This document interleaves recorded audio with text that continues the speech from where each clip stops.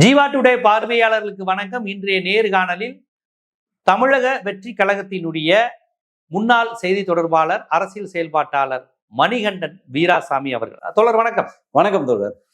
தேர்தல் களத்துல எல்லா கட்சியிலும் இந்த வெயில்ல போட்டு நின்றுகிட்டு இருக்கிறாங்க. காலையில 6:45 இருந்துச்சு ஒவ்வொரு வீட்டுக்காக போய் கும்பிடு போட்டு பிரச்சாரத்தை ஆரம்பிச்சிட்டாங்க. ஆனா விஜய் கட்சியினர்லாம் பாத்தீங்கன்னா அந்த இவர் திருநெல்வேலி தூத்துக்குடி போறாருங்கிறது மட்டும் தான் செய்தி ஆகுது, இல்லைன்னா அந்த வேட்புமனு தாக்கல் செய்யறது செய்தி ஆகுது. அதை தாண்டி இவர் கட்சியில மற்றவர்கள், மற்ற வேட்பாளர்கள் எங்க மக்கள்கிட்ட சந்திச்சு ஓட்டு கேட்கிற மாதிரியான காட்சிகள்லாம் ரொம்ப குறைவா இருக்கு.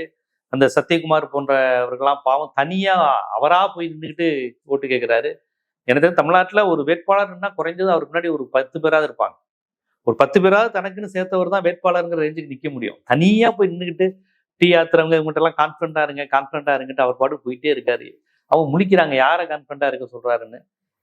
என்ன விஜய் கட்சி, விஜய் மேடை ஏறி பிரச்சாரம் செஞ்சா கூட யாருடைய பேரையும் சொல்ல மாட்டேங்கிறாரு. நீங்கள் இவருக்கு வாக்களியுங்கள், இதுதான் திமுக அதிமுக, இவருக்கு பாலுக்கு வாக்களியுங்கள், மணிகண்டனுக்கு வாக்களியுங்கள், திலகபாமாவுக்கு வாக்களியுங்கள், டிஆர்பி ராஜா பேர் சொல்லாம இருக்கவே மாட்டாங்க. இப்ப நான் சொன்னது கொஞ்சம் பிரபலமான சாதாரண நபரா இருந்தா கூட இந்த குப்புசாமிக்கு, ராமசாமிக்கு, உதயசூரியன் ரெட்டலையில் வாக்களியும், வேட்பாளர் பேரை கூட சொல்ல மாட்டேங்கிறாரு விஜய். ஏன்? அது காரணம் என்னன்னு பாத்தீங்கன்னா, இப்ப திமுக பாத்தீங்கன்னா இப்ப 5 ஆண்டுகள் இருந்திருக்காங்க. திருப்பி ஆட்சியை பிடிக்கணும், மக்களுக்கு ஏற்கனவே நிறைய வெல்ஃபேர் ஸ்கீம் கொடுத்துருக்கோம், அதை தொடரணும்னு அவங்களுக்கு ஒரு இலக்கு இருக்கு. இப்ப எடப்பாடி பழனிசாமி அவருக்கு பாத்தீங்கன்னா அதிமுக இத்தனையா உடஞ்சு போச்சு, நம்ம ஜெயலலிதாக்கு அப்புறம் நம்ம பொதுச் செயலாளர் வந்திருக்கோம், திருப்பி நம்ம ஆட்சியை பிடிச்சா மட்டும்தான் கட்சி நம்ம கிட்ட இருக்கும்னு இவங்க 2 பேருக்கும் ஒரு ப்ரெஷர் இருக்கு, ஒரு இலக்கு இருக்கு. போறதுக்கான வழி தெரியும், பாதை தெரியும், தொண்டர்கள் இருக்காங்க, அதை போறாங்க. இது என்னன்னு பாத்தீங்கன்னா கூலிக்கு மாரடிக்கிற கும்பல். அதிமுக எதிரி, நீ திமுக எதிரின்னு சொல்லணும். ஆனா நீ என்ன சொல்ற, எனக்கு திமுக மட்டும்தான் போட்டின்னு சொல்ற. அப்ப நீ அங்கேயே நீ அவுட்டு. 2வது என்னன்னா, உனக்கு புறவாசல் வழியாக பிஜேபி இங்க வர்றதுக்காக நீ ஒரு ஆளு, உனக்கு பிஜேபி ஐடியா கொடுத்து பணத்தை கொடுத்து உன்னை சிவி சிங்காரிச்சு குளிப்பாட்டி மேக்கப் போட்டு எடுத்து வச்சிருக்காங்க. அதுக்கு என்ன வாங்கின கூலிக்கு முன்னால என்ன நடிக்க முடியுமோ அதை மட்டும் தான் நடிச்சிட்டு இருக்காரு. இல்லைன்னா இன்னைக்கு களம் நீங்க சொல்ற மாதிரி திமுக அண்ணா திமுக விட இவரு தானே அதிகமா வீரியமா களத்துல வேலை செய்யணும். ஆண்ட கட்சிகளே இவ்வளவு தூரம் வேலை செய்யும் போது நீங்க ஒரு இலக்க நோக்கி வரீங்க, புதுசா நான் தான் முதல்வர் போறேன் அப்படின்னு சொல்லும் போது அப்ப நீங்க 24 மணி நேரம் களத்துல தானே இருக்கணும். நீங்க களத்திலே இல்லையே. வேட்பாளர் நீ யாரை போட்டிருக்கணும், உங்களுக்காக உழைத்தவர்கள், உங்களுக்காக வேலை செஞ்சவங்க, உங்களுக்காக கட் அவுட் ஓட்டினவங்க, உங்களுக்காக பேனர் வச்சவங்க தானே நீங்க வாய்ப்பு கொடுக்கணும். ஆளே இல்லாம மித்த பிற கட்சிகள்ல 106 வேட்பாளர்கள் எடுத்து அதுவும் அவங்களோட சாதி பின்புலம் அதெல்லாம் பாத்தீங்கன்னா ரொம்ப ஆமா, சாதி பின்புலம் குற்ற பின்னணி இருக்கிறவங்களா பார்த்து தேடி தேடி போட்டிருக்காங்க. முதல் தேர்தலையே ஆமா, முதல் தேர்தல் 2 கட்சிகளுக்கும் நான் தான் ஆல்டர்னேட்டிவ் அப்படின்னு சொல்லிட்டு வரும்போது சொல்றவரு 5 கோடியில ஆரம்பிச்சு 50 கோடி வரைக்கும் வாங்கியிருக்காங்க பணம்.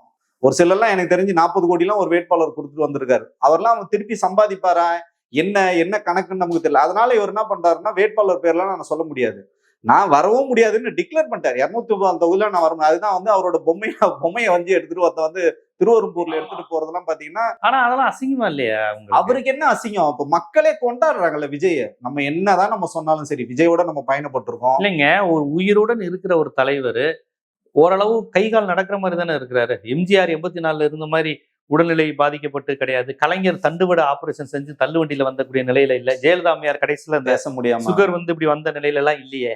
அப்படி ஒரு அவசியம் இல்லையே. அவங்களாம் 67, 68, 75, 86, 92 வயசு வரையும் மக்களை பார்த்து உதயசூரியனுக்கு ரெட்டலைக்கு ஓட்டு போடுன்னு கேட்டாங்களே.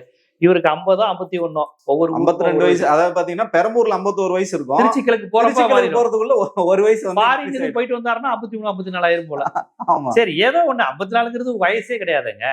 54 அரசியலுக்கு ஒரு வயசே ரொம்ப சின்ன வயசு தானே. அரசியலை பொறுத்தவரையும் 55, 65 எல்லாம் 70, 75 ஆனாதான் தளர்ந்தது. அரசியலை பொறுத்தவரையும் சொல்றேன். எம்ஜிஆர் ஹீரோவே 40 வயசுல தான் வந்தாருன்னு சொல்லுவாங்க. ஆமா, சிஎம் 60, 61 வயசு தானே ஆகுறாரு. அதனால இவருக்கு வயதானவர், தாத்தாங்கிற வயசு கிடையாது. இவர் பையனுக்கு கல்யாணமா இருந்தா இவர் தாத்தாவா இருப்பாரு நேரம், அது வேற. ஆனா அரசியலை பொறுத்தவரையும் 52ங்கிறது சின்ன வயசு தானே. ஆனா நேத்து அவர் பையன் அவரை கிளைம் பண்ணிக்கிறாரு. அவரு நேத்திக்கு அந்த கூட்டத்துல சொல்றாரு, இந்த பையனை முடக்கலான்னு பாக்குறாங்க. நானும் யாரா அந்த பையன் சொல்லிட்டு பார்த்தா அவரே அவரை பையன் சொல்லிக்கிறார். ஓ, அவரை தான் சொன்னாரா இந்த பையனை முடக்கலான்னு பாக்க? பையன் யாரு அப்படிட?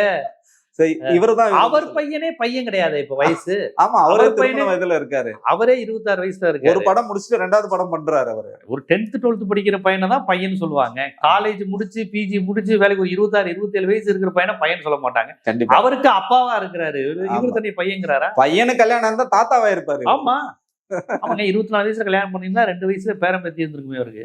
சோ அப்படி வந்து இருக்கு.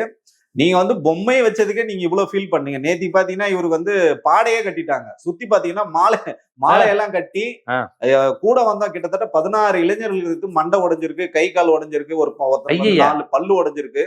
சோ இத வந்து என்னன்னு பாத்தீங்கன்னா இதுக்கு முன்னாடி இவங்களா போய் விழுவாங்க. நேத்தி பாத்தீங்கன்னா பவுன்சர்ல வந்து புடிச்சு வந்து தள்ளுறாங்க, புஷ் பண்ணி தள்ளுறாங்க. நான் சொல்றேன், இந்த மனித உரிமை ஆணையெல்லாம் எங்க போச்சுன்னு நமக்கு வந்து தெரியல. இது அப்பட்டமான எப்படி மீறல். தூக்கி அடிக்கிறாங்க. மதுரை மாநாட்டுல தூக்கி எறிஞ்சாங்களா? மதுரை மாநாட்டுல வந்து ரேம்ப் வாக் வரும்போது தூக்கி எறிஞ்சாங்க. இவன் வாகனத்தை பின்தொடர்ந்து வரான். அந்த வாகனத்துல வந்து எஸ்டி சோமசுந்தரம் ஒரு காலத்துல பாத்தீங்கன்னா அம்மாவோட வாகனத்துல தொங்கிட்டு வரும்போது எப்படி இருந்தாலும் அந்த மாதிரி பவுன்சர் இவர் வாகனத்துல தொங்கிட்டு வராங்க. அந்த வாகனத்தையே டச் பண்ணக்கூடாதுன்னு சொல்லிட்டு அப்படியே தள்ளுறானுங்க. ரோட்லயே வர அவனே கிட்டத்தட்ட 60-70 கிலோமீட்டர் விழுகிறாங்க. அப்படியே விழுறானுங்க. அப்படியே என்ன சொல்றதுன்னா ஒரு ஈவு இறக்கமே இல்லாம அத்தனை பேர் ரோட்ல விழுந்து ஒருத்தன் மேல ஒருத்தன் விழுந்து, அதுவும் எல்லா வண்டியிலும் பாத்தீங்கன்னா ட்ரிபிள்ஸ் தான் வரானுங்க. 2 பேர்லாம் வர்றதே கிடையாது. சோ அந்த மாதிரி நிறைய பேருக்கு அடிபட்டு இருக்கு. சோ இவருக்கு வந்து அந்த சைட்ல ஃபுல்லா எடுத்து வந்த மாலையெல்லாம் வந்து வாகனத்துல கட்டி இறுதி ஊர்வலம் மாதிரி தான் நேற்றுக்கு வந்து சேர்ந்திருக்காரு. எல்லா இடத்துக்கும் போய் மக்கள் பிரச்சனை பேசுறதே கிடையாது. அவர் எங்க போனாலும் ஏதாவது ஒண்ணு அந்த ஊர் திடீர்னு இப்ப திருநெல்வேலியா தேவர் அதிகனோட முத்துராமலிங்க தேவர் பேரை சொல்றாரு. அந்த ஊர்ல யாரு இருந்தாங்களோ அந்த சாதி தலைவர்கள் பேரை சொல்லிடுவாரு. கரெக்ட். சென்னையில பேசுமா விக்கிரவாண்டியில முத்துராமலிங்க தேவர்னு சொல்ல மாட்டாரு, சொல்ல முடியாது. திருநெல்வேலியில பேசுவாரு பாருங்க. கரெக்ட். இவர் வந்து மத்த கட்சிகளை பார்த்து பேசுறாரு, ஒவ்வொரு இடத்துக்கும் யாருன்னு பார்த்து பேசுறாரு. மிஸ்ரான்னு சொல்லிட்டு ஒருத்தன் வந்து சாதி வெறியன்னே அந்த வந்து அவரே சொல்றாரு, ஜெகநாத் மிஸ்ரா அவருக்கே வந்து சீட்டு கொடுத்துருக்காரு. அதை சொல்றேன், எல்லாமே பாத்தீங்கன்னா வெளியில இருந்து ஆட்கள் தான். நீ எவ்வளவு பணம் கொடுப்ப, அவ்வளவுதான். நமக்கு ஆள் இல்லவா, உள்ளவா, அவ்வளவுதான் வேட்பாளர். இப்ப என்ன பிரச்சனை என்னன்னா, இவர் வேட்பாளர் போட்டது பிரச்சனை இல்ல. இப்போ அவர் விஜயே வந்து கடவுள், விஜயே எனக்கு வந்து தெய்வம்னு இருந்த எவன்லாம் இருந்தானோ அவன்லாம் இன்னைக்கு விஜய்க்கு தான் நிக்கிறான். இவர் சொல்றாருல திமுகவா தாவேகாவான்னு சொல்றாருல, டிவிகே விசஸ் டிஎம்கேன்றாரு. உண்மையிலே களத்துல வந்து பாத்தீங்கன்னா டிவிகே தொண்டர்கள் பிளஸ் வந்து விஜய் இவங்களுக்குள்ளதான் இப்ப போட்டியே. நான் விஜய்க்கு ஓட்டு போட மாட்டேன். விஜய் வந்து யாரையோ ஒருத்தன் எடுத்து வந்து இங்க வேட்பாளரா போட்டிருக்காரு. விஜய்க்காக நான் வந்து உழைச்சிருக்கேன், பொண்டாட்டி தாலையெல்லாம் அடகு வச்சிருக்கேன், வந்து படத்தை வந்து டிக்கெட்ல வந்து பிளாக்ல வித்துருக்கேன், வித்தெல்லாம் மாவட்ட செயலருக்கு பணத்தை கொடுத்து கட்சியை வளர்த்துருக்கோம். நாங்க இவ்வளவு தூரம் எங்களை வந்து புறக்கணிச்சுட்டு வெளியில இருந்து வந்த ஆட்களை பணம் வாங்கி கொடுத்துறாங்க. களத்துல தொண்டர்கள் வேலை செய்யாத ஒரு நிலை. ஆமா, அவனுக்கு விஜயும் அவன் தொகுதியில நிக்கல, இவனும் நிக்கல, அல்லது விஜய் ரசிகரா இவனோட ஒர்க் பண்ணவனும் அங்க நிக்கல. வந்தவன் திடீர்னு அதிமுக காரனா இருக்கான், பிஜேபி காரனா இருக்கான், எல்லாரும் உங்களை மாதிரி ஜாதி வெறியன் சொன்னா நீங்க சொன்னீங்களே, ஜாதி வெறியன் ஜாதி சங்கத்துக்காரனா இருக்கான், லாட்ரி இது பாலியல் வழக்குல வந்தவன் நீங்க சொல்ற மாதிரி லாட்ரி வந்து இருக்காங்க. கஞ்சா கேஸ்ல ஒருத்தன் வந்து உள்ள போயிருக்கான், அவனை ஜாமீன்ல வெளில எடுத்து வந்து வேட்பாளர் அறிவிக்கிற மாதிரி ஒரு நிலைமை வந்து. அவர் என்ன மக்கள் தேசத்துக்காக பாடுபட்டு உள்ள போனாரா? அவரு பாலியல் வழக்கு இருக்கு, பாலியல் குற்றவாளி தான். போக்சோ வழக்குல பாதிக்கப்பட்டவன்லாம் போக்சோ வழக்குல வந்து தண்டிக்க வேண்டிய ஒரு நபர்லாம் வேட்பாளரா போட்டிருக்காங்க. இல்ல தாவேகா பெண் நிர்வாகிகளை சீண்டினவனே ஏதோ போட்டிருக்கிறதா சொன்னாங்க, பூந்தமல்லி வேட்பாளர். சோ இப்படிதான் வந்து களம் இருக்கு. அதனால என்னன்னா இப்ப தொண்டர்கள் வந்து பயங்கர சோறு. இப்ப நமக்கே நிறைய கால்ஸ் வருது, நிறைய பேர் போன் பண்ணாங்கன்னா நீங்க விஜய் பத்தி பேசும்போது உங்க பேரை கூட மென்ஷன் பண்ணிருக்காங்க. நீங்க எல்லாம் விவாதத்துல உட்காந்துட்டு விஜய் பேசும்போது எங்களுக்கு கோவமா வரும், என்ன இவங்க விஜய்க்கு எதிராக இப்படி பேசுறாங்களே அப்படின்னு. ஆனா உள்ளபடியே இன்னைக்கு இவங்க பண்றதெல்லாம் நமக்கு பார்த்தா, புஷியானந்த் எந்த மாவட்ட செயலர் போனும் எடுக்கிறது இல்ல, எந்த மாநில நிர்வாகி போனும் எடுக்கிறது இல்ல. அவர் காசு வாங்கிட்டு பொறுப்பு போட்டு அவர் போயிட்டாரு. டி நகர் பக்கமே அவர் வர்றது இல்லை. ஏன்னா தலைவர் போகும்போதெல்லாம் அவர் கூட அவர் போகணுன்றதுனால அவரும் தொகுதிக்கு போக முடியல. செங்கோட்டைன்னு பாத்தீங்கன்னா அவர் தொகுதி வேலையை பார்க்க முடியல, எல்லாருமே விஜய் பின்னாடி தான் சுத்திட்டு இருக்காங்க. இதுல ஆதவர்ஷனா தான் கொஞ்சம் உஷாராயிட்டு என்ன பண்றாரு, அவர் தொகுதி பக்கம் வந்து போயிட்டு இருக்காரு. அவரும் போய் என்ன பண்றாருன்னா அடிக்கிற வெயில்ல விசிகாக்கு ஓட்டு போடுங்கன்னு கேட்கிறாரு. இவர் என்னன்னா கொளத்தூர்ல வந்து விஎஸ் பிரபு, அந்த நம்ம விஎஸ் பாபுகா பதில் பிரபுன்னு சொல்லிட்டு வேட்பாளர் பேரை சொல்றாரு. பாண்டிச்சேரியில போயிட்டு வேற ஒரு வேட்பாளர் பாஜக நிக்கிற செல்வத்துக்கு ஓட்டு போடுங்கன்னு சொல்லி கேட்கிறாரு. சோ இது இப்படிதான் வந்து குழப்பமா இந்த களமே வந்து இருக்கு. இல்ல விஜய்கிட்ட இன்னொரு கேரக்டர், அந்த கூட்டம் ஃபுல்லா எனக்காக மட்டுங்கிற அந்த எண்ணம் இருக்கு அவருக்கு. அந்த கேண்டிடேட்டை மனுஷனா கூட மதிக்க மாட்டேங்கிறாரு. அதுதான் அந்த மாப் மென்டாலிட்டி இருந்துச்சு. அதுதான் வந்து பாத்தீங்கன்னா அந்த பெரிய மனநிலை. நான் ஒரு பெரிய ஆளு, எனக்கு கீழே தான் நீங்க எல்லாம்ன்ற மாதிரி. அதனாலதான் பாத்தீங்கன்னா ஸ்டேஜ்ல யாரையும் ஏத்துறதே கிடையாது. இப்போ மத்த பிற கட்சிகள்லாம் நமக்கு 1008 கருத்து முறை இருந்தாலும் சீமான் ஒரே மேடையில எல்லாரையும் வந்து நிக்க வைக்கிறாரு. திமுகலயே அப்படிதான் ஒரு மாவட்டத்துக்கு போகும்போது அந்த மாவட்டத்துல இருக்க எல்லா பொறுப்பாளர்களையும் வர வைக்கிறாங்க, எல்லா வேட்பாளரையும் வச்சு மொத்தமா தான் வந்து இன்ட்ரோடியூஸ் பண்றாங்க. காலையில போறாருங்க பிரதமர் சார், நம்ம முதலமைச்சர் வந்து காலையில வாக்கிங் போறாரு, போகும்போதே வேட்பாளர்கிட்ட அப்படியே இன்ட்ரோடியூஸ் பண்ணிட்டு எல்லார்கிட்டையும் வாக்கு சேகரிக்கிறாங்க. உனக்கு என்ன கேடு? எல்லாரோட இளைய வயது தானே, நம்ம முதல்வரை விடவும் எதிர்கட்சி தலைவரோட சீமானை விட இளைய வயது நீங்க தானே இருக்கீங்க, ஏன் களத்துக்கு வந்து போக மாட்டீங்க? ஏன்னா மேனி வந்து கருத்துரும், அடிக்கிற வெயில்ல கருத்து போச்சுன்னா உங்களுக்கு வந்து கல்யாண வேலைகள் வந்து ரொம்ப பிஸியா போயிட்டு இருந்தனால கருத்து. யாரு பையனுக்கு கல்யாணம் வேலையா? பையனுக்கு கல்யாணம்லாம் இல்லைங்க, பையனுக்கு பொண்ணுக்கு இது பாக்குறாரா? பொண்ணுக்கும் இல்ல பையனுக்கும் இல்ல, நீங்க தான் பொண்ணு பையன் இல்லைன்னு சொல்லிட்டு அவங்க வாழ்க்கை அவங்க பாத்துப்பாங்க. பொண்ணு பாவம் வந்து ஒரு பிஜில தங்கி வேலை தேடிட்டு இருக்காங்க, பையன் வந்து 2வது படம் பண்ணிட்டு இருக்காரு. இவர் வேணானே முடிவு பண்ணிட்டாங்களா? சார் நான் என்ன கேக்குறேன்னு, நீங்க என்ன ஒரு குடும்ப தலைவரா இருந்தீங்க, அப்பாவா நீங்க மகளுக்கு என்ன பண்ணீங்க, மகனுக்கு என்ன பண்ணீங்க, ஒரு கணவரா அவங்க மனைவிக்கு நீங்க என்ன பண்ணீங்க? அப்பா அம்மாக்கே நீங்க எதுவுமே பண்ணல. நீங்க பண்றதெல்லாம் யாருன்னு பாத்தீங்கன்னா டிரைவரோட மகனு, உங்களோட பிஏ, உங்களோட பிஆர்ஓ, இன்னொரு நடிகை, இப்படிதான் நீங்க பண்ணி உங்களுக்கு பழக்கம் பண்ணி குடும்பத்துக்கு எல்லாம் பண்ணியா? இல்ல உன் தொண்டனுக்கு பண்ணி கூட உங்களுக்கு பழக்கம் இல்லை. எப்படி இவருக்கு திருமணம் சார்? நீங்க வந்து பையனுக்கு திருமணம், விஜய்க்கு திருமணமா? விஜய் 52 வயசுலயா 2வது திருமணமா சார்? அவர்கிட்ட தான் காசு பணம் இருக்குமே, அவர்கிட்ட இல்லாத பணமா? நாங்க எத்தனை கல்யாணம் வேணாலும் பண்ணிக்கணும், அவங்க தான். கோடீஸ்வரனுக்கு 60 தானா 70 தானா வயசு? சார் நான் என்ன சொல்றேன்னா, பணம் இருக்கு, அது அவரோட சொந்த வாழ்க்கை, அதை பத்தி கவலைப்பட வேண்டிய ரசிகர்களே என்ன சொன்னா, எங்க அண்ணன் எத்தனை கல்யாணம் வேணாலும் பண்ணிக்குன்னு சொல்லும்போது அது அப்படித்தானே விஜய் வந்து போவாரு. இங்க ஜீவனாம்ச கேஸ், இவங்க டைவர்ஸ் கேஸ் இருக்கு, எப்படி பண்ண முடியும்? ஏப்ரல் 20ஆம் தேதி டைவர்ஸ் கேஸ் வருது. 20ஆம் தேதி முடிஞ்சிச்சுன்னா உங்களுக்கு மே 4ஆம் தேதி எலெக்ஷன் ரிசல்ட் வருது. ரெண்டுமே உங்களுக்கு எதிராக தான் வந்து வரப்போகுது. அப்ப இதுல இருந்து உங்களுக்கு என்ன, மனதை ஆறுதல் படுத்துறதுக்காக அண்ணன் வந்து திருமணம் பண்ணிட்டு ஒரு 6 மாசம் ஹனிமூன் ட்ரிப் போயிடுவாரு. கட்சியை பாத்தீங்கன்னா புசியானந்து பிஜேபி கிட்ட அடக்க வச்சுட்டு அவர் போயிடுவாரு. இப்படிதான் நடந்தது.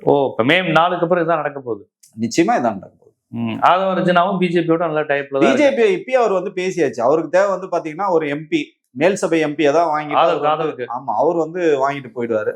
சோ எல்லாமே என்னெல்லாம் கிடைச்சதோ சுருட்டிட்டு அவன் போயிடுவான். திருப்பி இவங்க வருவாங்க, ஒரு 2-3 வருஷம் காணாம போயிட்டு, 2 வருஷம் காணாம போயிட்டு 29 வந்து மோடி கருத்தை வலுப்படுத்துவோன்னு வந்து நிக்கிறாரா இல்ல பாருங்க விஜய். மோடி பார்லிமெண்ட் எலெக்ஷன் நிச்சயமா அவங்களோட அது வரையும் திமுக வெறுப்பை விதைச்சுக்கிட்டே இருக்கணும். அது மட்டும் தான் அவர் கொடுத்திருக்க ஒரே ஒரு அசைன்மெண்ட், அது மட்டும் தான். ஏன்னா இப்ப போட்டியே களத்துல யாருக்குன்னு பாத்தீங்கன்னா, திமுக யார் அதிகமா திட்டுறது, விஜயா எடப்பாடி பழனிசாமி. அதனாலதான் பாத்தீங்கன்னா விஜய் ரேஞ்சுக்கு இறங்கி வந்து இன்னைக்கு எடப்பாடி பழனிசாமி ஒரு முதல்வர் வந்து விமர்சனம் பண்றாரு. அரசியல் ரீதியா நீங்க 1000 விமர்சனம் வைங்க, திமுக ஊழல் பண்ணிருக்கு சொல்லுங்க, நீங்க வழக்கு போடுங்க, நீங்க என்ன வேணாலும் களத்துல வந்து களமாடுங்க, பிரச்சனையே கிடையாது. ஆனா நீங்க என்ன சொல்றீங்க, தனி மனித தாக்குதல் வந்து பண்றீங்க. கொரோனா காலத்துல நான் வந்து சிறப்பா ஆட்சி பண்ண, இவர் சிறப்பா ஆட்சி பண்ணதான் நம்ம வந்து பார்த்தோமே, எத்தனை வந்து பிரச்சனைகள் இருந்தது. அந்த 10 ஆண்டுகள் வந்து தமிழகம் வந்து எவ்வளவு பின்னோக்கி போச்சு. 0ல விட்டு போனதே இன்னைக்கு வந்து தமிழகம் வந்து இன்னைக்கு ஒண்ணு முன்னேறிய மாநிலமா இன்னைக்கு முதல்வர் எடுத்துட்டு வந்திருக்காருன்ற அந்த காழ்ப்புணர்ச்சி தாங்க முடியாம பிஜேபி கொடுக்குற அசைன்மெண்ட்டை இவர் அழகா வந்து இம்ப்ளிமெண்ட் பண்றாரு. கொரோனா காலத்துல வந்து அவரே கொரோனால போயிருக்குன்னு சொல்லணும், உள்ளபடியே நீங்க அரசியல்வாதியா பேசுங்க சார், பிரச்சனையே கிடையாது. ஆனா தனி மனித தாக்குதல் பண்றது அவரே பேசிட்டு இன்னைக்கு மறுக்கிறார். நான் எப்படி அங்க சொன்னேன், நான் அப்படி சொல்லவே இல்லை. உங்ககிட்ட களத்துல எதிர்க்கிறதுக்கு ஆட்கள் இல்லை. ஏன்னா பிஜேபி உங்களை உள்ள இருந்தே கழுத்த இருக்கிறான். விஜய 2வது இடத்துக்கு வந்து தள்ளுறதுக்கான எல்லா வேலையும் பிஜேபி செய்யுது. அப்போ நிறைய மாவட்டங்கள்ல நிறைய தொகுதிகள்ல வந்து 3ஆம் இடத்துக்கு வந்து எடப்பாடி தள்ளும் போது அப்ப அவர் பிஜேபி கிட்ட அதை வந்து காட்ட முடியல, அந்த கோவத்தை அந்த ஆற்றாமை பிஜேபி கிட்ட காட்ட முடியாதனால இப்ப இந்த பக்கம் வந்து திமுக நோக்கி நகர்றாரு. முதல்வர் வந்து தரக்குறைவா பேசுறதுதான் இதோட வெளிப்பாடா தான் நம்ம வந்து பாக்குறோம். அப்ப வந்து விஜய் வந்து தான் வெற்றி பெறுவோம், நம்ம வேட்பாளர்கள் ஒரு 10 பேராக ஜெயிப்பாங்க நம்பிக்கை அவருக்கே இல்லை. அவரே ஜெயிக்கணும்னு நினைக்கல, தான் ரசிகர்கள் எவனும் ஜெயிக்கணும்னு அவரே நினைக்கல. அவர் இவங்கள தானே கான்பிடண்டா இருக்கு சார், ஓட்டு போறவங்க தான் கான்பிடண்டா இருக்கு. எனக்கு அவருக்கு அந்த கான்பிடன்ட் இருந்தா அவர் ஒரு தொகுதியில் 2 தொகுதியில் நிக்கிறார். 1 2வது பாத்தீங்கன்னா எடப்பாடி தொகுதியில வந்து அந்த அருண்குமார் வந்து உங்களுக்கு வந்து ஸ்க்ரூட்னிங்கே வந்து போகல. வேட்பாளரை வந்து கூப்பிடும் போது அவர் வந்து போகவே இல்லை, ஆள் வந்து அப்ஸ்காண்டு. அது எதனாலன்னா பாஜக வந்து இவர் கொடுத்த அசைன்மெண்ட், அதிமுக கொஞ்சம் சப்போர்ட் பண்ணுங்க, எடப்பாடி நிக்கிற தொகுதியில உங்க வேட்பாளர் டம்மி வேட்பாளர் போடுங்க. அந்த டம்மி வேட்பாளர் கடைசியில காணாம போயிட்டார். அதுக்கு பிராயச்சித்தமா இவங்க என்ன பண்ணாங்கன்னா, இவங்க ஒரு டம்மி வேட்பாளரை அதிமுக இருந்து பாமக போடுவாங்களா? யாராவது யோசிச்சு பாருங்க. நீங்க வந்து பெரம்பூர்ல தலித்துகள் அதிகமா இருக்கு, கிறிஸ்தவர்கள் அதிகமா இடம், நீங்க அந்த இடத்துல வந்து திலகபாமா அவர்கள் வந்து போடுறீங்க. அப்போ உங்களுக்கு பிராயச்சித்தமா இவங்க பண்றாங்க, உங்களுக்குள்ள அட்ஜஸ்ட்மெண்ட். சார் நான் என்ன சொல்றேன்னா, டிவிகேக்கு போடுகின்ற வாக்கம், அதிமுக போடுகின்ற வாக்கம், பிஜேபி போடுவாங்க ஒண்ணுதான். இது வந்து தனித்தனியா சிம்பிள் தான் வேற. இங்க விசில் சின்னம், அங்க ரெட்டை இலை சின்னம், அங்க தாமரை. ஆனா வாக்கு என்னன்னு பாத்தீங்கன்னா 3 ஒரே டீம் தான், வேற எதுவுமே கிடையாது. இவங்களுக்கு என்னன்னா தமிழ்நாட்டை எப்படியாவது புறவாசல் வழியாக இங்க வந்து வரணும், அவ்வளவுதான். அதனாலதான் பாருங்க, வட இந்தியால இருந்து முதல்வர்கள்லாம் வராங்க, எப்படி வர முடியும்? நீங்க யோசிச்சு பாருங்க. இதுக்கு முன்னாடி களம் எவ்வளவு அரசியல் களம் இருக்கு, நீங்களும் எவ்வளவு ஊடகங்களை வந்து பாத்துருக்கீங்க, நெறியாளரா இருந்திருக்கீங்க, நெறியாளுமை பண்ணிருக்கீங்க. இந்த மாதிரி ஒரு கேடுகட்ட அரசியல் நம்ம வந்து பாத்துருக்கோம். சோ இதெல்லாம் எதை நோக்கி போகுதுன்னா, விஜய் நம்மால் தான்பா, இதெல்லாம் ஒன்றும் பிரச்சனை இல்லப்பா. இப்ப அவங்களுக்குள்ள போட்டி யாருன்னா, விஜயா வந்து எடப்பாடியா. சோ எடப்பாடி வந்து எனக்கு கட்சி தோத்தாலும் பரவாயில்ல, நான் குறைஞ்சபட்சம் பொதுச்செயலாளர் இருக்கணும்னா வாக்குகளை வாங்கணும்னு அவருக்கு மிகப்பெரிய ஒரு டாஸ்க். இப்ப அடுத்தடுத்து எங்க சார் பிரச்சாரம் தமிழ்நாடு முழுக்க சுழன்று பண்ணிடுவாரா? ஒண்ணுமே பண்ண மாட்டாரு. இன்னைக்கு கடலூர் கேன்சல் பண்றாரு, நேத்திக்கு தான் வாய்க்கிலேயே பேசுறாரு. என்ன எங்க பாத்துருப்பாரு, வெயில் பாத்துருப்பாரு, தூத்துக்குடியில வெயில். கரெக்ட் தான். அதான் சொல்றேன், அவங்க சொல்லிட்டாங்க சார், கல்யாணம் ஆக போது தேவையில்லாத வெளியில போய் நீங்க ஸ்கின் எல்லாம் இது பண்ணீங்க, டேன் ஆயிரும். ஆமா, டேன் ஆயிடும், அதனால நீங்க வந்து போகாதீங்கன்னு சொன்னதுனால அவர் வந்து போல. ஏன்னா சிக்னல்லாம் அங்க இருந்தா வருது. இப்ப கட்சியே பாத்தீங்கன்னா யாரோட கட்டுப்பாட்டுல இருக்குன்னா, முழுக்க முழுக்க அந்நியார் திரிஷா கட்டுப்பாட்டுல இருக்கு. இவங்க கட்டுப்பாட்டுல எதுவுமே கிடையாது. திரிஷா கட்சி இங்க கண்ட்ரோல் பண்றாங்களா சார்? அவங்க வீட்டுல வச்சுதான் எல்லாமே பேசுறாங்க. அப்புறம் நைனா நாயகன் சொன்னதுக்கு ஊரே கொந்தளிச்சு ஏதோ மறுத்தெல்லாம் பேசுனாங்க. விஜய் கொந்தளிக்கவே இல்லையா அது? ஆனா அப்ப கூட திரிஷா வந்து அந்த கூட்டுற மறுக்கல, நான் எந்த அரசியலும் இல்ல அப்படிங்கறதா சொன்னாங்களே ஒழிய அத அவங்க மறுக்கவே இல்லை. அவங்க வழக்கறிஞர் கூட என்ன சொன்னாருன்னா, இந்த நீங்க பொதுவெளியில பேசாதீங்க, இது வந்து அவங்க தனிப்பட்ட வாழ்க்கைன்னு தான் சொன்னாங்களே கண்டி, விஜயை பத்தி நீங்க எப்படி பேசலாம்னு அவங்க சொல்லவே இல்லை. சோ அதுக்குதான் இவரு சொன்னாரு 2 நாள். நயனா நாகன் தான் சொல்றது, அவங்க ஒய்ஃப் என்ன சொல்றது, சங்கீதா என்ன சொல்றது, நான் கூட்டு வரேன்னு சொல்லிட்டு மனக்கோலத்துல வந்து காட்சி கொடுத்தாருல. சோ அதுதான் வந்து நாம என்ன சொல்றோம்னா, இவ்வளவு பிரச்சனைகள் இருக்கு. ஒருத்தர் வந்து உழைக்க மாட்டேன்றாரு, தொண்டர்களுக்கு வந்து விசுவாசமா இல்ல, அப்பா அம்மாவை பார்க்கல, பொண்டாட்டி பிள்ளைய பார்க்கல. சோ தன்னை மட்டுமே ஒரு சுயநலவாதியாக அவர் வளர்ந்த விதம் அப்படிதான் சார். உங்களுக்கு வந்து இப்போ திரு ரஜினிகாந்தா இருக்கட்டும், கமலஹாசனா இருக்கட்டும், எடப்பாடியே நீங்க எடுத்துங்க, மன்முக முதல்வரை நீங்க எடுத்துங்க, யாரை வேணாலும், இவங்க எல்லாம் உழைத்து தான் மேல வந்திருப்பாங்க. கஷ்டம்னா என்ன உங்களுக்கு வந்து தெரியும். இவர் எதுவுமே தெரியாது சார். இவர் பாத்தீங்கன்னா ஒரு சுகபோக வாழ்க்கை வந்து வாழ்ந்தவர். எல்லாமே உங்களுக்கு டேபிள்லே வந்துடும்.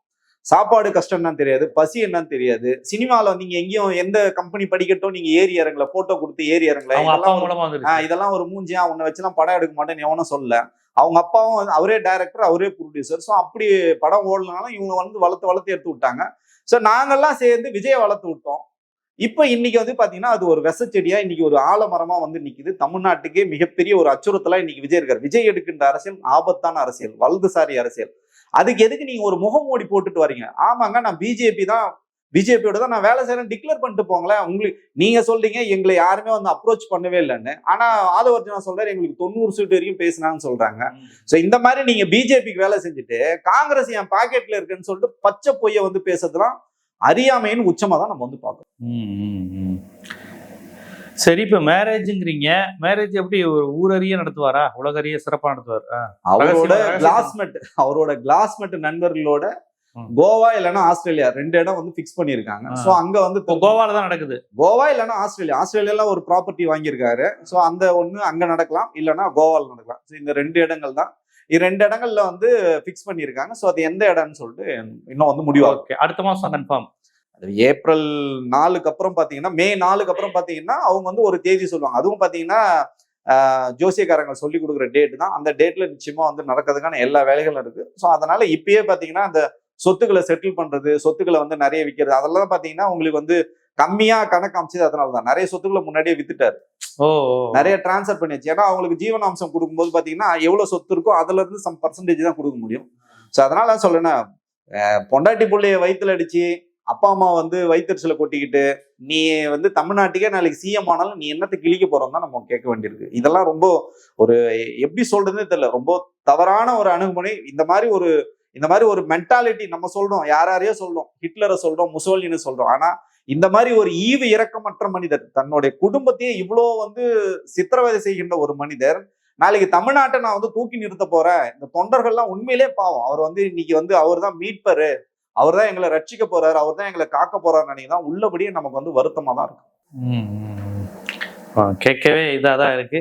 சரி, அவங்க திருமணம் பண்ணிக்கிட்டோம். இப்ப பசங்களுக்கு ஜீவனாம்சம் ஒய்ஃப்க்கு கொடுத்துருவார்ல, அவர் கொடுக்குற ஐடியா எதுவுமே கிடையாது. எப்படி கொடுக்காம இப்ப சொல்லுவார்ல சார், டைவர்ஸ் பண்ணாம இன்னொரு திருமணம் பண்ணா இல்லீகல் சார், சட்டப்படி தப்பு இல்ல சார். சார் நீங்க இல்லீகலுக்கும் விஜய்க்கும் வந்து ரொம்ப நெருக்கம் உண்டுங்க. நான் என்ன சொல்றேன்னா, இன்னைக்கு ஒத்த பைசா தொட மாட்டான் விஜய்ன்னு நீங்க சொல்றீங்களா? நான் எதுக்கும் ஆசைப்படல, நான் உச்சத்தை விட்டோம், நான் பார்க்காத பணம் மாட்டீங்களா? இறக்குமதி பண்ண காருக்கு இன்னைக்கு வரைக்கும் வரி கட்டினீங்களா? உங்களுக்கு எத்தனையோ முறை வந்திருக்காங்க, திருப்பி ரிவைசிங் போயிட்டே இருக்கீங்க, மேல்முறையீடு போயிட்டே இருக்கீங்க. புலி படத்துல லிக்விட் கேஷ் வாங்கினீங்க, கையும் களமா வந்து பிடிச்சாங்க. இன்னைக்கு வரைக்கும் நீங்க அதுக்கு வந்து ஃபைன் கட்டிருக்கீங்களா? நீங்க வந்து அந்த காலம் வந்து தவறி சொல்லிட்டீங்க, எனக்கு வந்து நான் கட்ட மாட்டேன்னு திருப்பி வந்து சொல்லிட்டு இருக்கீங்க. நீங்க எதுல சார் நீங்க ஒழுக்கமா இருக்கீங்க? இல்ல சார், அது ஓகே. இது வந்து பொண்டாட்டி கண்ணீரும் கம்பளையுமாக இருக்கும்போது இன்னொரு பெண்ணை அவர் திருமணம் செய்ய முடியாது. சட்டப்படி அவர் விவாகரத்து ப்ராப்பரா லீகலா நோட்டீஸ் அனுப்பி 2 பேரும் பிரிஞ்சுட்டு சங்கீதாவும் இன்னொரு திருமணம் பண்ணிக்கலாம், இவரும் பண்ணிக்கலாம். சட்டப்படி பிரச்சனை. ஆனா அவங்க இப்படி கண்ணீரும் கம்பளையுமா நீதி கேட்டு நிக்கும் போது இவர் எப்படி டக்குனு இன்னொரு பொண்ணை போய் கோவாலி கல்யாணம் பண்ண முடியும்? உலகமே பார்த்துட்டு இருக்கேன் சார். அது சக மனிதனுக்கு இல்ல வந்து இந்த சட்டத்தை மதிக்கிறவனுக்கு இல்ல மனுஷனுக்குன்னு வச்சுங்களேன். இவர் வந்து எல்லாத்துக்கும் அப்பாற்பட்டவர். ஏன்னா கரூர்ல 41 பேர் இறந்து போனாலும் அது காரணம் விஜய் இல்லைன்னு பொதுமக்களே சொல்றாங்க சார். அது காரணம் விஜயே கிடையாதுங்க அப்படின்றாங்க. விஜயை ஏத்துக்கிறவங்க. ஆமா சார், விஜய் ஏத்துக்கிறவங்க ஓகேங்களா, அந்த மாதிரி சொல்றாங்க. பொண்டாட்டியை விட்டுட்டு வந்திருக்காரு, அவங்க வந்து டைவர்ஸுக்கு போறாங்க, திமுக தான் இயக்குதுன்னு சொல்றாங்க. விஜயை வந்து ஆதரிக்கிறவர், விஜய்க்காக முட்டு கொடுக்கிறவர். அதுக்கப்புறம் பாத்தீங்கன்னா 2 நாள்ல திரிஷா கூட்டு வந்து நிக்கிறாரு. இது எல்லாமே விஜய் செய்யறதெல்லாம் சரின்னு நீங்க சொன்னீங்கன்னா அப்ப அவர் இன்னும் தவறுகளை செஞ்சுட்டே தானே இருப்பாரு. நீங்க யாராவது ஒருத்தர் கண்டிச்சிருக்காங்க? நம்ம வேணா ஊடகத்துல உட்காந்து விஜய் செய்யறது தவறுன்னு சொல்லுவோம். விஜயை சார்ந்தவர்களோ இல்ல விஜய் வந்து நேசிக்கிறவர்களோ இல்ல விஜய் கட்சியில இருக்கிறவங்களோ என் தலைவன் பண்றதெல்லாம் கரெக்ட்னு நீங்க சொல்லும் போது அப்ப அந்த குடும்பம் நாசமா போனாலும் இவங்களுக்கு என்ன, அவங்க கண்ணீர் கம்பளையா நின்னா உங்களுக்கு என்ன சார்? சங்கீதா கேஸ் ஃபைல் பண்ணலாமே சார். பண்ணலாம் சார், அவங்க வந்து பண்ணதான் போறாங்க. ஏப்ரல் 20க்கு அப்புறம் உங்களுக்கு இருக்கு. இவர் என்ன வந்து கோர்ட்ல வந்து என்ன வந்து பதில் சொல்றாருன்னு பொறுத்து கேஸ் போயிட்டு இருக்குல்ல, நிச்சயமா போயிட்டு இருக்கு. அதே மாதிரி பாத்தீங்கன்னா இவர் இந்த கேஸ்ல வந்து இவங்க நினைக்கிற மாதிரிலாம் விஜயோட திருமணம் எளிதா நடக்குமான்லாம் தெரியாது. அவங்க நினைக்கிறாங்க திரிஷாவோட அம்மா என்ன நினைக்கிறாங்கன்னா, சரி மாப்பிள்ளை இதுல தோத்து வந்தாருன்னா அவருக்கு வந்து உடனே நம்ம திருமணம் பண்ணி வச்சலாம். அப்படிலாம் வந்து நீங்க சொல்ற மாதிரி பண்ண முடியாது. சட்ட சிக்கல் நிறைய இருக்கு. இவர் சொத்து மதிப்பெல்லாம் குறைச்சு காமிச்சிருக்காரு. விஜயோட ஒரிஜினல் சொத்து எவ்வளவு இருக்குன்ற விவரங்கள் வந்து எஸ்ஐசி கிட்டையும் சகோதரி சங்கீதா கிட்ட இருக்கு. அவங்க வந்து கண்டிப்பா மேல்முறையீடு போவாங்க. அப்ப திருப்பி இவருக்கு ஒரு பெரிய பஞ்சாயத்து கோர்ட்ல இருக்கு. பையன் என்ன சார் ஃபீல் பண்றாரு சஞ்சீவ்? பையன் பாத்தீங்கன்னா படம் எப்போ பண்ணணும்னு நினைச்சாரோ அப்பயே வீட்டை விட்டு வெளில போன்னு சொன்னதுனால நடிகர் அஜித்குமார் தான் இந்த படத்தை வந்து எடுத்து கொடுத்தாரு. அவருக்கு வந்து வாய்ப்புகள் கொடுத்தாரு. இன்னைக்கு சக்சஸ்ஃபுல்லா முதல் படம் பண்ணிட்டு 2வது படம் வந்து பூஜை ஸ்டார்ட் பண்ணிட்டாரு. இப்ப அவர் என்ன பண்ணிட்டாருன்னா, நீ எனக்கு பையனே இல்லைன்னு சொல்லும்போது நீ எனக்கு அப்பனே இல்லைன்னு சொல்லிட்டு சஞ்சய்ன்ற பேர், ஜேசன் சஞ்சய்க்கு முன்னாடி வீண் போட்டு இந்த விஜய்ன்ற பேரை எடுத்துட்டு சங்கீதான்னு சொல்லிட்டு அவர் இனிஷியலே வந்து மாத்திட்டாரு. சோ பசங்க 2 பேருமே ரொம்ப தெளிவா இருக்காங்க. இவர் நமக்கு வந்து தேவையில்லை. ஏன்னா முழு நேரமா குடி சார், முழு நேரமா நீங்க வந்து ஃப்ரெண்ட்ஸோட தான் இருக்கீங்க, முழு நேரமா நீங்க வந்து நடிகை திரிஷா வீட்டுல தான் இருக்கீங்க. சோ இதை தாண்டி இன்னொரு நடிகையோட இவருக்கு தொடர்பு இருக்குன்னு வச்சுங்களேன். அப்ப இந்த மாதிரி ஆள் தேவையில்ல. வயதுக்கு வந்த குழந்தைகள் வந்து வளர்ந்து வந்துட்டாங்க சார். இந்த மாதிரி அட்டூழியங்களை எத்தனை நாளைக்கு அவங்க தாங்கிட்டு இருக்க? அதனாலதான் போதுன்ற முடிவுக்கு 3 பேருமே வந்துட்டாங்க. Okay okay okay. இல்ல இப்ப இவர் இன்னொரு பெண்ணை திருமணம் செஞ்சா சஞ்சய் எதிர்ப்பு தெரிவிக்க மாட்டாரா? எதுவும் நான் லீகலா கேட்கிறேன். இப்போ மனதளவுல கோவப்படுறதுங்கிறது வேற. சட்டம் அவங்களுக்கு சாதகமா தானே இருக்கு. இப்படி பண்ண ஒருத்தர் இப்படி பிரபலமான ஒருத்தர் பண்ணாருன்னா பையன் ஒய்ஃப் எல்லாம் அது இது பண்ண மாட்டாங்களா? இந்த சார் ஒரு சைக்கோட நீங்க எப்படி சார் இருக்க முடியும்? இல்ல இப்ப இந்த மேட்டர் எல்லாம் பையனுக்கு தெரியும், அப்பா அப்படி பண்ண போறாரு எல்லாமே தெரியும் சார். ஒரு சைக்கோட நீங்க எப்படி இருக்க முடியும்? நீ யோசிச்சு பாருங்களா. ஒருத்தன் வந்து ஒரு குழந்தைக்கு ஸ்கூல் ஃபீஸ் கட்டினதை கூட நான் கடனா தான் கொடுத்தேன்னு ஒரு அப்பா சொல்றான்னு வச்சுங்களா. ஒரு பையன் படிச்சிருக்கான்.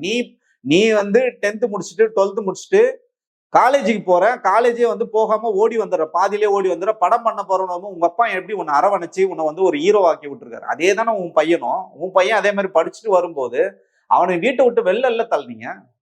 அவன் சொந்த முயற்சியில இன்னைக்கு சொந்த காலில் நிக்கிறான் சார். அவன் வந்து நீ சம்பாதிக்க ஆரம்பிச்சிட்டாங்க. அவங்களுக்கு வந்து சுய கௌரவம் இருக்கு.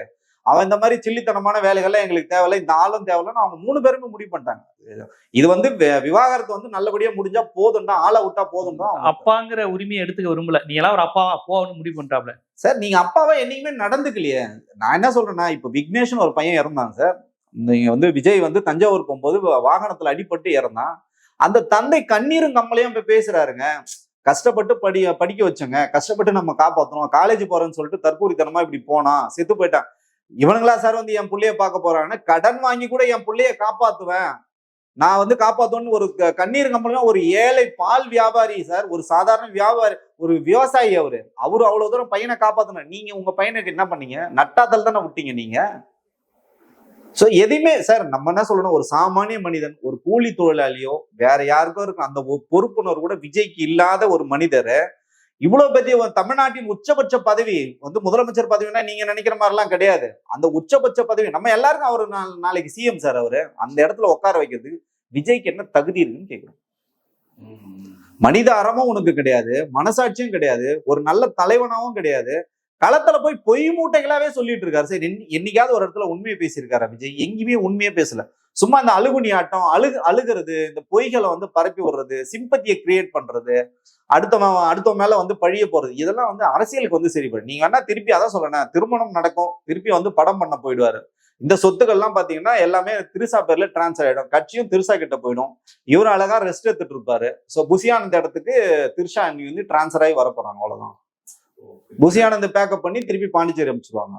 அவரும் நல்லா கல்லா கட்டிட்டாரு. எல்லா வேட்பாளர்கிட்டே காசு வாங்கியாச்சு, பொறுப்பாளர்கிட்ட காசு வாங்கியாச்சு. நம்ம வந்து ஜெயிலுக்கு விஜய் கூட இருந்தா ஜெயிலுக்கு போனோம், பேசாம நம்ம வந்து பாண்டிச்சேரியில போய் இப்போ ஒரு 4 ஒயின் ஷாப் இருக்கு, இன்னும் ஒரு 10 ஒயின் ஷாப் போட்டு அவர் அழகா அவர் பிசினஸ் பார்க்க போயிடுவாரு. இந்த பக்கம் ஆதவர்ஜுனா பாத்தீங்கன்னா பிஜேபியில அவருக்கு தான் ஒரு எம்பி, அதை எங்கேயாவது வாங்கிட்டு அவர் போயிடுவாரு. பார்ப்போம். அதாவது ஒரு கட்சி தொடங்கினதுல இருந்தே இவ்வளவு, அதாவது இருக்கிற கட்சியெல்லாம் சரியில்லை, நான் மட்டும் தான் யோக்கியன்னு சொல்லிட்டு ஒருத்தர் வர்றாரு. பட் அவருடைய அனைத்து செயல்பாடுகளும் மக்களை மதிக்காம, தொண்டர்களை மதிக்காம, ரசிகர்களை அரவணைக்காம, ஒருத்தர் கூட தொடாம, வேட்பாளர் பேரை கூட சொல்லாம பிரச்சாரம் செய்யற ஒரு வித்தியாசமான நவீன பண்ணையார்த்தனத்தை அவர் கட்சியில பாக்குறோம். அதுபோக அந்த கட்சி மே 4க்கு அப்புறம் என்னெல்லாம் வேற மாதிரி திட்டங்கள் வச்சிருக்காங்க நீங்க சொல்றதை கேட்க ரொம்ப அதிர்ச்சியா இருக்கு. நமக்கே அப்படின்னா அவங்க சங்கீதா மேடத்துக்கு அவங்களுக்கு எப்படி இருக்குன்னு தெரியல, பார்ப்போம். ஆனா அதுக்கு டைவர்ஸ் கேஸ் முடிச்சு விட்டுருவாரு. அவர் முடிக்கிறதுல வந்து ஒரு ஜீவனாம்சம் கொடுத்துருவாரு, ஜீவனாம்சம் வந்து குறைச்சு கொடுப்பாரு. அது அவங்க விட மாட்டாங்க. ஏன்னா நீ வந்து உன்னோட அரிப்புக்காக நீ எல்லாத்தையும் வந்து சொத்தெல்லாம் நீ காலி பண்ணிட்டு போனா அவங்களோட உழைப்பு இருக்கு சார். அதுல 27 வருடம் அவங்க வந்து ஃபேமிலியை பார்த்துட்டு குழந்தைகளை பார்த்துட்டு இருந்ததால்தான் உன்னால சினிமாவுக்கு வந்து போக முடிஞ்சது. நிறைய படங்கள் சொந்த தயாரிப்பு பண்ணிருக்காங்க, அவங்களோட ஜொல்லு கொடுத்துருக்காங்க, அவங்களோட சொத்தெல்லாம் வந்து கொடுத்துருக்காங்க, நிறைய அவங்களும் வந்து இழந்திருக்காங்க. ஸோ அதெல்லாம் காம்பன்சேட் ஒழுங்கா நல்ல முறையில இவர் பண்ணிட்டு போறனால சிக்கல் இல்லை. இல்ல இவர் வந்து ஏமாத்தணும்னு நினைச்சாருன்னா நிச்சயமா ஜேசன் சஞ்சயோ சங்கீதா சிஸ்டரோ விடுற மாதிரி இல்லை விஜய். பார்ப்போம் அடுத்த கட்டம் என்னென்னலாம் பண்ண போறாங்க. அவருடைய ஒவ்வொரு முகமும் ஒவ்வொரு விஷயமும் வர வர ரொம்ப அதிர்ச்சியா இருக்கு. சினிமாவில் பார்த்த விஜய் இப்படியா, அவருக்கு இப்படி ஒரு முகம் இருக்கான்னு அதிர்ச்சியா இருக்கு. உங்களை போன்றவர்கள், அவருடன் அருகில் இருந்து பார்த்தவர்கள், அவருடன் அந்த இயக்கத்தில் பயணித்தவர்கள், இந்த மாதிரி கிடைக்கிற செய்திகள்லாம் சொல்றீங்க. பார்ப்போம். இதை பார்த்தாவது ரசிகர்கள் விழிப்புணர்வோட உணர்ந்து மாறுனா நல்ல விஷயம். இல்லைன்னா ரொம்ப ஒரு மோசமான நிலைக்கு நமக்கு இவர் தனிப்பட்ட நபர் பிரச்சனை கிடையாது. இவர் பின்னாடி இப்படி ஒரு நம்ம தமிழ் சமூகத்துல நம்ம பிள்ளைங்க இப்படி போகுதேங்கிறது தான் ரொம்ப வேதனையா இருக்கு. பசங்க உணர்ந்து திருந்தி கொண்டால் நம்மை விட சிறந்தவன் தான் நமக்கு தலைவனா இருக்க முடியும். நம்மளை விட படுமோசமா இருக்கிற ஒருத்தர் எப்படி நமக்கு தலைவரா இருக்க முடியும்? அதான் நேத்து பாத்தீங்கன்னா ரஜினிகாந்த் அவர்கள் சுட்டி காட்டாங்க, பின்னாடி வராதீங்க, வாகனத்துக்கு பின்னாடி போகாதீங்க, அடிபடுன்னு தெரிஞ்சு ஏன் போகிறீங்க, போதைகளை வந்து பயன்படுத்தாதீங்கன்னு சொல்லிட்டு விஜய வந்து மறைமுகமா சொல்றாரு. ஏன்னா முழு நேரம் போதையில தான் விஜய் வந்து இருக்காரு. அதனாலதான் பாத்தீங்கன்னா தொடர்ச்சியா எந்த ஊரும் வந்து டிராவல் பண்ண முடியல. நீங்க இங்க இருந்து சென்னையில இருந்து டெல்லிக்கு போகும்போது சரக்கு பாட்டிலோட தான் நீங்க போறீங்க. சோ இதெல்லாம் வந்து பாத்தீங்கன்னா அந்த இளைஞர்கள் வந்து புரிஞ்சுக்கிட்டு தெரிஞ்சுக்கிட்டு குறைஞ்சபட்சம் நீங்க ஏதாவது ஒரு அரசியல் கட்சியில பயணப்படுங்க. விஜய் வந்து சரியான பாதையில இருந்தா நான் ஏங்க வரப்போறேன்? இப்ப நான் வந்து ஒரு சமூக செயல்பாளராக இருந்தேன். நான் வந்து விஜய் ஆரம்பத்துல இருந்து விஜய் ஆதரிச்சு பேசிட்டு இருந்தேன். சமூக மெயின் ஸ்ட்ரீம்ல நம்ம எவ்வளவு சண்டை போட்டிருக்கோம். விஜய்க்காக நீங்க வந்து ஆதரிச்சு பேசும்போதெல்லாம் நம்ம எவ்வளவு முட்டு கொடுத்துருக்கோம். நம்மளும் ஒரு ஸ்டேஜுக்கு மேல நமக்கு வந்து இது தேராது. எப்ப இவர் வந்து பாஜகவின் நேரடி கட்டுப்பாட்டில் இருக்காருன்னு தெரிஞ்ச போதுதான் நம்ம இவரை வந்து எக்ஸ்போஸ் பண்றோம். சோ இதெல்லாம் வெகுஜன மக்களுக்கு தெரியாது. அவர் வந்து பிஜேபிக்கு மாற்றுன்றாங்க. பிஜேபி மாற்றலாங்க, பிஜேபிக்கு தான் இவர் வந்து வேலை பார்த்துட்டு இருக்காரு. திமுக ஒழிக்கணுன்றது மட்டும்தான் இவரோட ஒரே குறிக்கோள். இவங்க என்னன்னா அதிமுகவே களத்துல இருந்து எடுத்துட்டு விஜய் வச்சா ரொம்ப இலகு. பிஜேபி என்ன சொல்றதும் விஜய் வந்து கேட்டுப்பாரு. குறைஞ்சபட்சம் எடப்பாடி பழனிசாமி வந்து ஸ்ட்ரகிள் பண்ணுவார், வேணாங்க இது எனக்கு ஒத்து வராதுன்னு சொல்லிட்டு அவர் வந்து கொஞ்சமாவது கேள்வி கேட்பாருன்னா எனக்கு தேவை ஒரு அடிமை. அந்த அடிமை யாருன்னு பாத்தீங்கன்னா விஜய்னு பாஜக நம்புது. அதனாலதான் பாத்தீங்கன்னா சும்மா வெளியில பிஜேபி இவரை திட்டுறது, இவரு பிஜேபி திட்டுறது, எடப்பாடி இவரை திட்டுறது, எடப்பாடி இவரு திட்டுறது எல்லாமே பாத்தீங்கன்னா பக்கா டிராமா. பிஜேபியும் அதிமுகவும் விஜயும் ஒரே குட்டையில் ஊறிய மட்டையில் ஒரே ஒரு இலக்கு. இந்த 3 பேருக்கும் ஒரே இலக்கு என்னன்னா தமிழகத்தை வந்து பாத்தீங்கன்னா நாசம் பண்ணணும். எப்படியாவது பிஜேபி இங்க வந்து அரியணையில் உட்கார வைக்கணும் இவங்களோட ஒற்றை குறிக்கோள். பார்ப்போம். உங்களுடைய கருத்துக்கள் உங்க நேரம் ஒதுக்கி பல்வேறு விஷயங்கள், பல பரபரப்பு வாக்குமூலம் மாதிரி பல்வேறு செய்திகள் சொல்லியிருக்கீங்க. பார்ப்போம். இதை பார்த்தாது அந்த ரசிகர்கள் என்ன மனமாற்றத்துக்கு உள்ளாகிறாங்கன்னு பார்க்கலாம். நன்றி. நன்றி தோழர்.